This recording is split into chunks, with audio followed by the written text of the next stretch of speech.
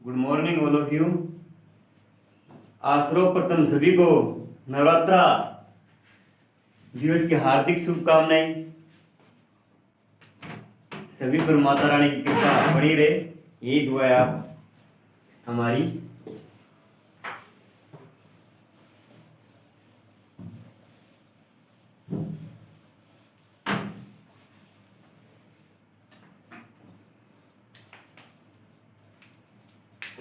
कल हमने पढ़ा था वीड, अपना टॉपिक चल रहा है, ठीक है। खरपतवार नियंत्रण का टॉपिक चल रहा है अपना, और खरपतवार नियंत्रण में हमने 2-3 मेथड पढ़ लिए थे। अब अगला मेथड पढ़ते हैं हम, रोगजनक। जो जैविक जो मेथड है खरपतवार नियंत्रण की विधि में, उसमें आता है रोगजनक। कौन सा आता है? जो जैविक मेथड है खरपतवार यानी वीड कंट्रोल का, उसमें रोगजनक आता है। रोग जनक है उसमें कौन कौन से आते हैं भी? कवक, जीवाणु और वायरस आते हैं, जो खरपतवारों पर विपरीत प्रभाव डालते हैं, उनको डैमेज कर देते हैं। कवक, बीजाणु और वायरस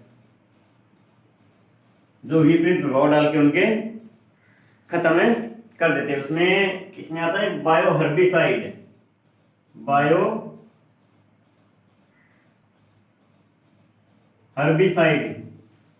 हर्बिसाइड ये जीवाणु, फफूंद और वायरस ये क्या होते हैं अभी? स्पोर होते हैं। जीवाणु,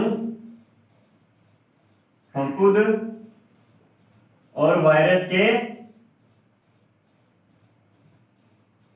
स्पोर होते हैं, यानी कि ये नहीं होते, इनके स्पोर होते हैं जो खरपतवार कंट्रोल करने में काम आते हैं, ये तीनों। इसमें आगे देखते हैं हमने बायो हर्बिसाइड कई प्रकार के होते हैं। एक तो देखते हैं पहला डिवाइन। कौन सा आता है? डिवाइन। यह फाइटोप्थेरा पुमिपोरा नामक कवक का क्या होता है? स्पोर होता है, जो वीड कंट्रोल करने में सहायता करता है। जो वीड कंट्रोल करने में क्या करता है? सहायता करता है, या उनका प्रयोग किया जाता है। कौन सा होता है?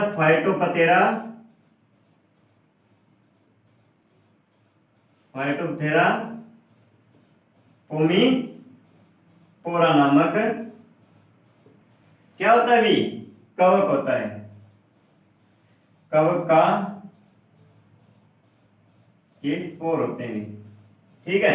फाइटोप्थेरा पुमिपोरा नामक कवक के क्या होते हैं भी?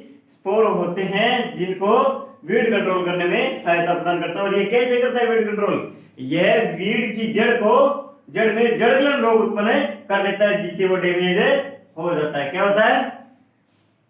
जड़गलन रोग उत्पन्न करता है खरपतवार में। जड़गलन रोग उत्पन्न करता है खरपतवार में, जड़गलन रोग उत्पन्न करता है, जिससे खरपतवार डैमेज हो जाता है। अगला आता है कोलेगो। एक कोलेगो नाम का भी एक बायो हर्बिसाइड है। कोलेगो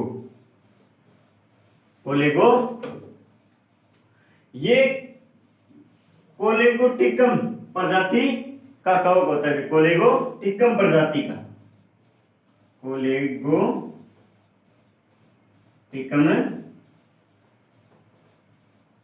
प्रजाति का कवक।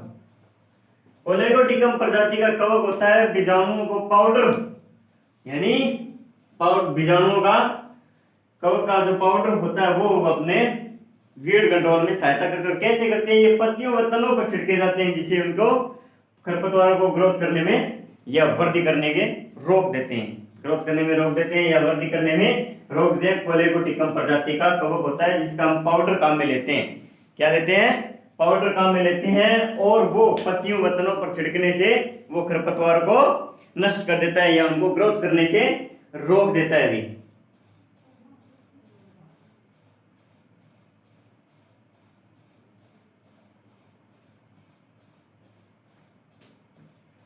ठीक है, आगे वाला देखते हैं अपने। दो हो गए, डिवाइन, कोलेगो और बायो हर्बिसाइड का तीसरा कौन सा है? बायोपोस। बायो, कौन सा है, बायोकोष। यह स्टेपोमाइसिस नामक का कवक होता है जिसका किण्वित पदार्थ काम में लेते हैं हम। क्या होता है, स्टेपोमाइसिस,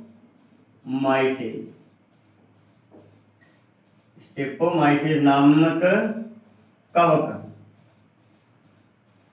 होता है, इसका किण्वित पदार्थ काम में लेते हैं हम। किण्वित पदार्थ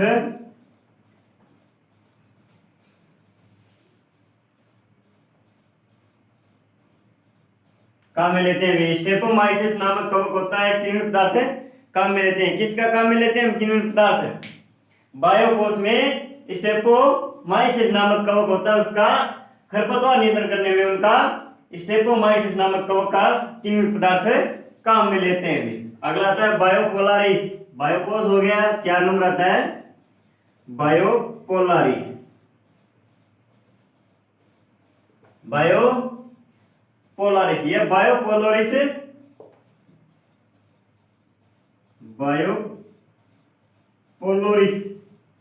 प्रजाति, बायोपोलारिस प्रजाति का कवक। इसका क्या काम में लेते हैं अपने, स्पोर काम में लेते हैं। इसके क्या काम में लेते हैं, इसके स्पोर काम में लेते हैं। यह ब्रू घास को नष्ट करने में सबसे ज्यादा उपयोगी है। ब्रू घास को नष्ट करने में उपयोगी है बायोपोलारिस। ब्रू घास को नष्ट करने में उपयोगी है। इनके 4 हुए, एक तो हो गया डिवाइन, दूसरा कोलेगो, तीसरा बायोपोस और चौथा बायोपोलारिस। ये 4 प्रकार के क्या है, रोगजनक है, बायो हर्बिसाइड है जो खरपतवारों को नियंत्रण करने में काम में लिए जाते हैं। डिवाइन है वो फाइटोप्टेरा नामक कवक की जो प्रजाति है उसके, वो अगर इसका उपयोग करते हैं हम तो वो पौधों में या खरपतवार के जो पौधे हैं उनमें जड़गलन रोग उत्पन्न कर देता है, जिससे वो खरपतवार और डैमेज हो जाता है। कोलेगोटिकम प्रजाति का कवक होता है जिसका हम पाउडर काम में लेते हैं, जो तनों व पत्तियों पर छिड़कने से उनकी वृद्धि को रोक देता है। बायोपोस होता है कि स्टेपोमाइसिस नामक कवक होता है, किण्वित पदार्थ इसका काम में लेते हैं। ठीक है, एक बायोपोलारिस होता है, बायोपोलारिस प्रजाति नामक कवक होता है, इसके स्पोर काम में लेते हैं। बायोपोलारिस प्रजाति के स्पोर काम, ये मुख्यतः ब्रू घास को नष्ट करने में उपयोगी है। ये अपना हो गया जैविक, जो वीड कंट्रोल का तीसरा पार्ट था, जैविक नियंत्रण, वो अपना कंप्लीट हो गया। अगला हम पढ़ते हैं जैविक नियंत्रण के बाद केमिकल मेथड, केमिकल कंट्रोल, रासायनिक नियंत्रण।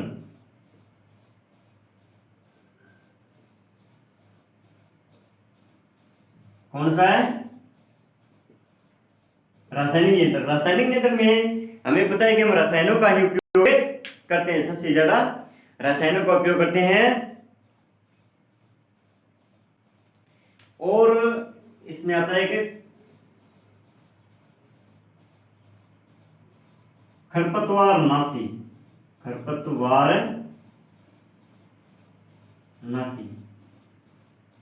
वे रसायन जो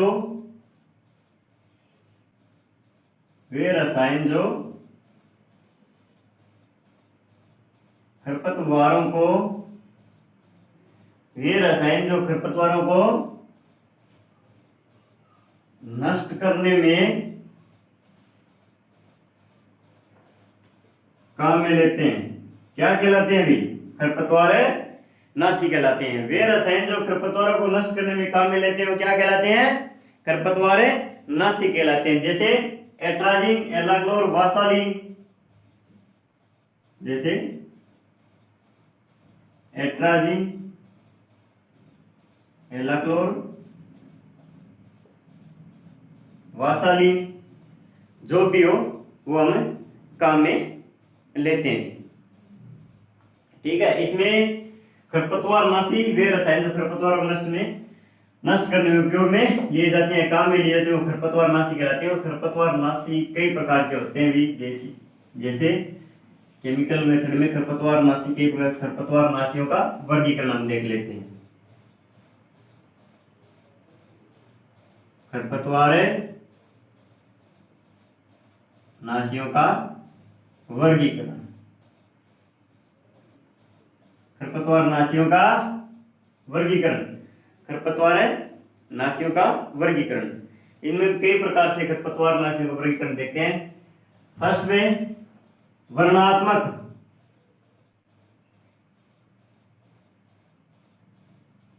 वर्णात्मक खरपतवार नाशी। इसके अंदर कौन कौन से खरपतवार आते हैं भैया, कौन कौन से खरपतवार नाशी काम में लिए जाते हैं? इसमें वो खरपतवार आते हैं जो पर्टिकुलर किसी विशेष खरपतवार को नष्ट करने के लिए उपयोग में लिए जाते हैं, वो ही खरपतवार नाशी आते हैं। फसल को इसमें किसी भी प्रकार का नुकसान नहीं होता है। सिर्फ वर्णात्मक में वही आता है जो पर्टिकुलर फसल को नुकसान नहीं पहुंचाता है और क्या करता है भी, खरपतवार को ही डैमेज कर देता है। ठीक है, इसमें कौन कौन से आ जाएंगे देख लो। वे खरपतवार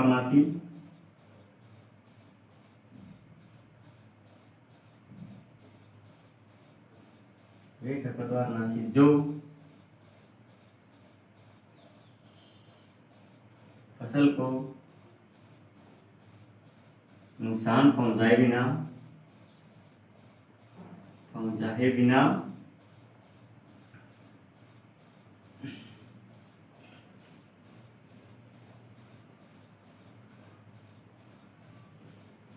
खरपतवारों को नष्ट कर देते हैं,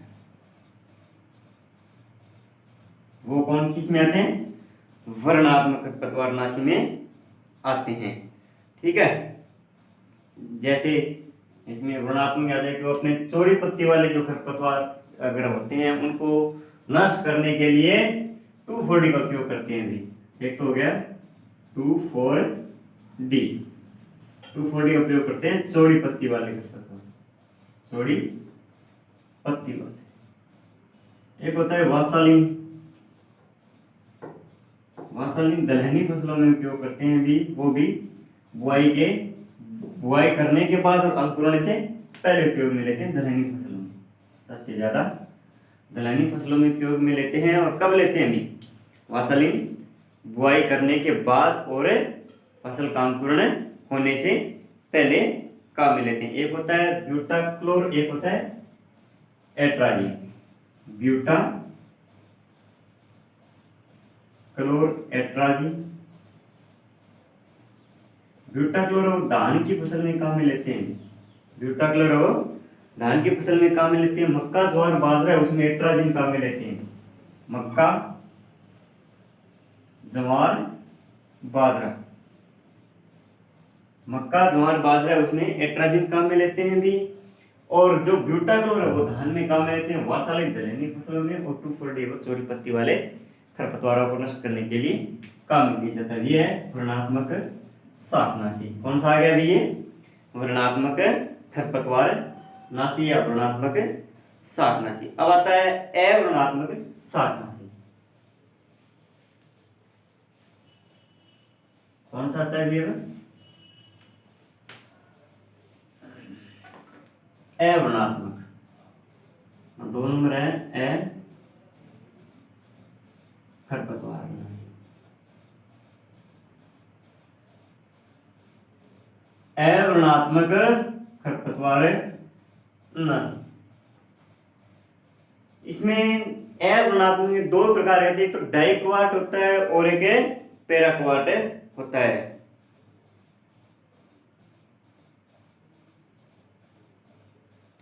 इनका प्रयोग सभी प्रकार की जो वनस्पति होती है ना वहां पे प्रयोग में लेते हैं। ये फसल को भी नष्ट कर देता है। कोई भी खरपतवार हो, कोई भी किसी भी प्रकार का खरपतवार हो, खाली पड़ी हुई भूमि में अपने इन्हें अवर्णात्मक खरपतवार नाशी का में प्रयोग कर सकते हैं। ठीक है, खाली पड़ी भूमि में कर सकते हैं। किसी भी प्रकार से इनका प्रयोग है, किसी भी फसल में, कोई भी फसल हो, कोई भी खरपतवार हो, वो सभी को नष्ट कर देता है। सभी प्रकार की खरपतवारों को नष्ट करने में इनका अवर्णात्मक जो खरपतवार नाशी होते हैं उनका प्रयोग करते हैं। जैसे एग्जाम्पल के तौर पे एक तो डाइक्वाट और एक पैराक्वाट। कौन से हो गए? एक तो हो गया डाइक्वाट और एक हो गया पैराक्वाट। ये दोनों सभी प्रकार के खरपतवारों को नष्ट करने में उपयोग में लिए जाते हैं। और अवर्णनात्मक खरपतवारनाशी ये के अंतर्गत ये दोनों आते हैं। और इनका प्रयोग जो अवर्णनात्मक खरपतवारनाशी है, इनका प्रयोग हम खाली पड़ी भूमि, बंजर भूमि या सड़क के किनारे या नहरों, खाड़ों इत्यादि के किनारे इनका जो खरपतवार होते हैं उनको नष्ट करने में उपयोग में लेते हैं। ज्यादातर इनका उपयोग बंजर भूमि में काम में लिया जाता है या नहरों, खलिहानों, खाड़ों के किनारे इनका उपयोग किया जाता है, ताकि वहां पे खरपतवारों को नष्ट किया जाता है। ये सभी प्रकार की जो वनस्पति होती है उनको नष्ट कर देते हैं अगर इनका उपयोग हम खेत में नहीं कर सकते हैं। ठीक है, ये तो हो गया वर्णात्मक और अवर्णात्मक। अगला आता है वर्णात्मक हो गया, अवर्णात्मक हो गया। 2 नंबर आता है अपना बुआई के समय के आधार पर प्रयोग। बुआई के समय के आधार पर प्रयोग, यानी बुआई के समय के आधार पर प्रयोग। बुआई के समय के आधार पर प्रयोग कैसे करते हैं अभी, यानी बुआई से पूर्व करने वाले खरपतवारनाशी, बुआई के बाद करने वाले खरपतवारनाशी और बुआई के अंकुरण के पूर्व और बुआई के बाद प्रयोग करने वाले खरपतवारनाशी, वे तीनों इसमें आती है, यानी बुआई के समय के आधार पर। इसीलिए पूछा गया इसमें बुआई के समय के आधार पर। तो पहला आता है इसमें बुआई से पूर्व,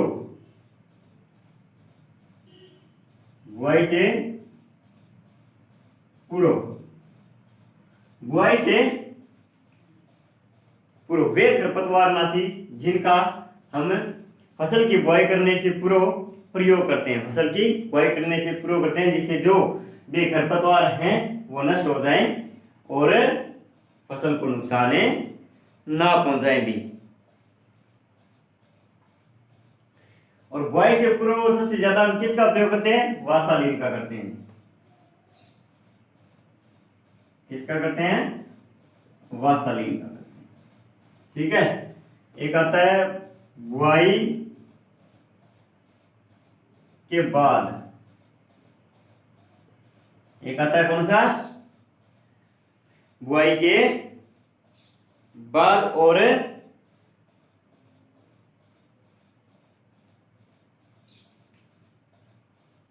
बुआई के बाद, यानी बुआई के बाद और अंकुरण, अंकुरण के बाद, सॉरी यहां पे लिखो अंकुरण के बाद, अंकुरण के बाद यानी 30 से 45 डेज, फसल उगने के बुआई करने के 30 से 45 डेज बाद जो हम खरपतवारनाशी उनका प्रयोग करते हैं वो देखते हैं। इसमें कौन कौन से करते हैं अभी, 2,4-D, metsulfuron,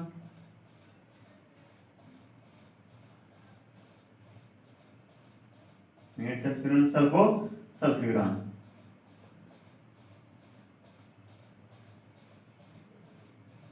sulfosulfuron. अंकुरण के बाद प्रयोग करते हैं बुआई के 30 से 45 डेज बाद मेट सल्फ्यूरान, सल्फो सल्फ्यूरान और 2,4-D। आजकल इसका प्रयोग भी कम होता है भाई, मेट सल्फ्यूरान। एक आता है अपने, 2 आ गए बुआई से पूर्व और अंकुरण के बाद। अब एक आता है 3 नंबर आता है बुआई के बाद और अंकुरण से पूर्व। जैसे हमने फसल की बुआई कर दी, फसल की बुआई करने के बाद अंकुरण से पहले अगर फसल का अंकुरण 2 या 3 दिन में होता है तो उससे पहले पहले हम उनमें खरपतवारनाशी उपयोग करते हैं, जो प्रथम स्टेज पर ही खत्म हो जाते हैं। जैसे एलाक्लोर,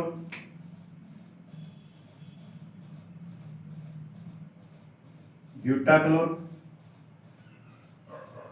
एट्राजीन और सिमेजीन। एलाक्लोर, ब्यूटाक्लोर, एट्राजीन और सिमेजीन, ये 4 प्रकार के ऐसे खरपतवारनाशी है जिनका प्रयोग हमें बुआई करने के बाद और अंकुरण से पहले उपयोग करते हैं इनका प्रयोग। ठीक है, बुआई करने के बाद और अंकुरण से पहले प्रयोग करते हैं। अगर फसल का अंकुरण नहीं हुआ है तो उससे पहले पहले हमें इनका प्रयोग कर सकते हैं भी। अब आता है स्थानांतरण के आधार पर। अगला वर्गीकरण है अपना 3 नंबर, बुआई के समय के आधार पर हो गया, स्थानांतरण के आधार पर।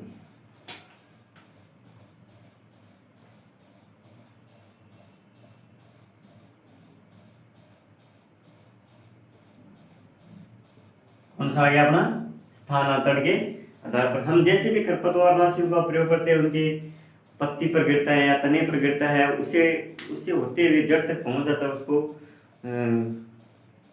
खरपतवार को किसी प्रकार से नष्ट कर देता है। उसे क्या बोलते हैं भी, उसे क्या बोलते हैं, स्थानांतरण के आधार पर। यानी एक से दूसरे स्थान पर स्थानांतरित होना, यानी पत्ते से तने में, तने से जड़ में। इस प्रकार से हमें इनका काम में लेते हैं। जैसे संपर्क, इसमें आता है एक तो संपर्क शाकनाशी। संपर्क शाकनाशी, संपर्क शाकनाशी का मतलब है कि ऐसे खरपतवारनाशी या शाकनाशी होते हैं जिनका प्रयोग करने से उसके संपर्क में आने से ही उसका जो भाग संपर्क में आ गया वो भाग डैमेज हो जाता है। जैसे इसमें डाइकोवाट और पैराकोवाट, डाइकोवाट और पैराकोवाट, यह पूर्णतः पौधे को, खरपतवार के पौधे को नष्ट कर देता है। उसके जो भी भाग संपर्क में आता है, थोड़ा सा भाग अगर संपर्क में आ गया तो पूरे पौधे को नष्ट कर देगा, या ना कि उस भाग को नष्ट करेगा। ठीक है, फिर आता है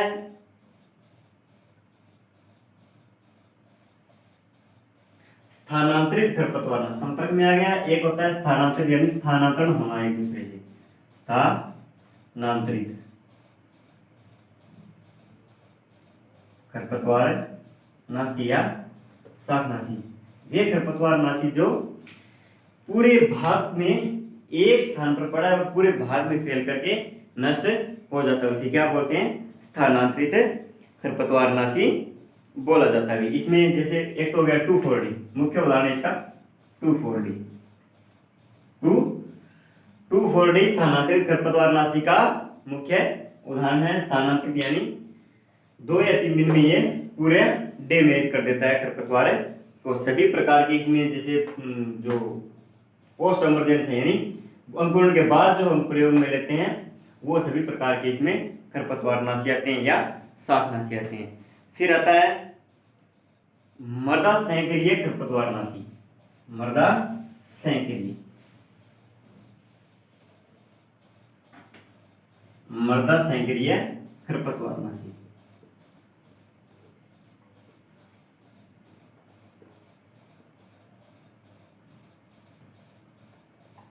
मृदा संकरीय खरपतवारनाशी, इसमें क्या क्या होता है? मृदा संकरीय खरपतवारनाशी में क्या करते हैं हम अपने, मृदा संकरीय यानी बुआई से पूर्व, बुआई से पूर्व हम जो भी खरपतवारनाशी उपयोग करते हैं वो इसमें आता है। यानी मृदा में जो प्रयोग में लिए जाते हैं, मृदा में अंकुरण होते समय ही खरपतवार को अंकुरण ही नहीं होने देता है, उस बीज को ही डैमेज कर देता है। इसलिए मृदा में जो उपयोग में लिए जाते हैं, बुआई से जो उपयोग करते हैं, इसमें जैसे एक तो हो गया वासालिन, इसका कौन सा उदाहरण, मुख्य उदाहरण है वासालिन है, मुख्य उदाहरण है। एक एट्राजिन, ठीक है, इस प्रकार से इसमें हो गया वासालिन, एट्राजिन। इनका प्रयोग हम, एट्राजिन नहीं है बीच में, वासालिन है, इनका प्रयोग हम मृदा में करते हैं और ये अंकुरण से पहले करते हैं, ये बुआई से पहले करते हैं। बुआई से पहले करते हैं, जो मृदा में जो बीज है या अंकुरित हो रहा है वो वहीं पर नष्ट हो जाता है, आगे ग्रोथ नहीं करता है। इसलिए मृदा संकरीय खरपतवारनाशी कौन सा है, वासालिन है। ये तो हो गया अपना खरपतवारनाशियों का वर्गीकरण। क्या हो गया, खरपतवारनाशियों का वर्गीकरण। अब कुछ खरपतवारनाशी हैं जिनका हम प्रयोग एक पढ़ते हैं अपने stall seed bed, stall seed bed.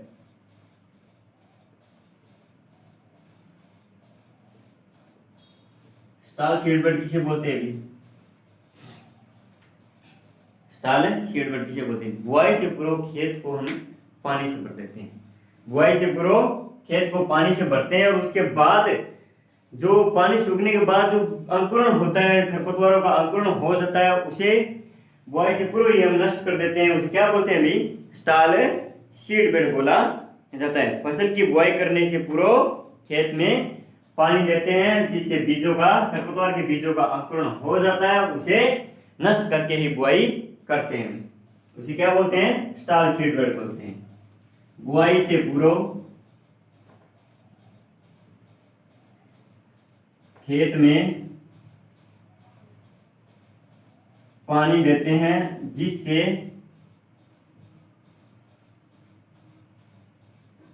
खरपतवारों का अंकुरण हो जाता है। उसे नष्ट कर देते हैं बुआई करने से पूर्व। बुआई करने से पूर्व उसे क्या बोलते हैं? स्टाल सीड बोलते हैं। उसके आगे जब बुआई करते हैं हम बीजों की, फसल के बीजों की, तो खरपतवार की संख्या बहुत कम होती है, बहुत कम होती है। अब खरपतवारों की जो कुछ फसलों में क्रांतिक अवस्थाएं होती है वो देख लेते हैं। खरपतवारों की कुछ फसलों में क्या होती है भी? क्रांतिक अवस्थाएं। कुछ फसलों में खरपतवारों की क्रांतिक अवधि।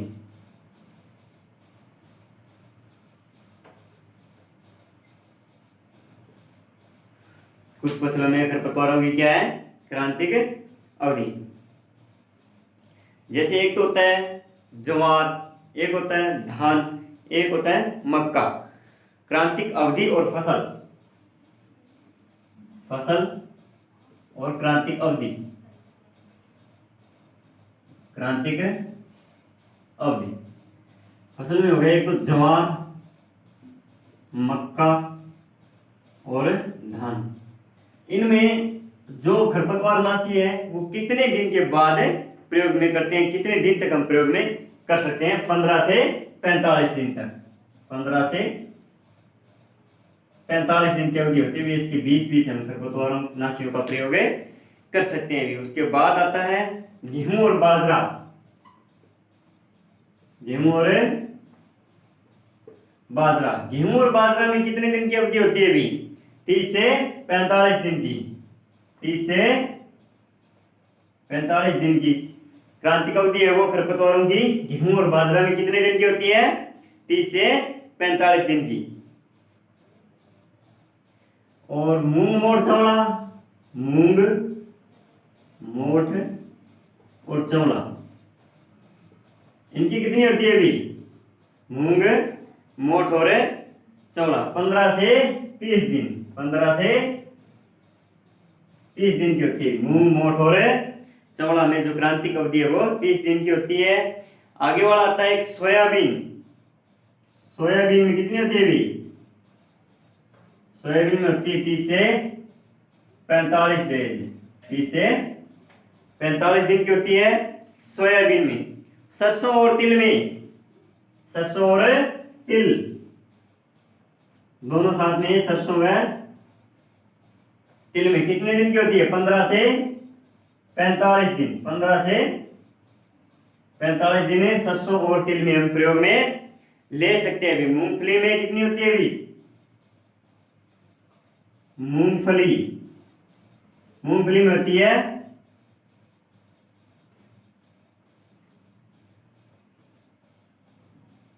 45 से 60 दिन। 45 से 60 दिन। 45 से 60 दिन किस में प्रयोग में लेते हैं? मूंगफली में उपयोग में लेते हैं अभी। आलू में 20 से 40 डेज। 20 से 40 डेज किस में आती है अभी? आलू में आती है। और कपास में एक होता है कपास, यहां पे लिख देता हूं।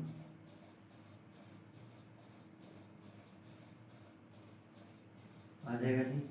कपास में कितने लेते हैं? 20 से 60 दिन। 20 से